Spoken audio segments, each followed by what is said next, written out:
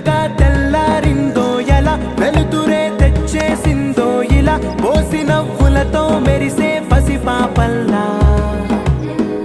చేదతో బావులలో గలగల చెరువులో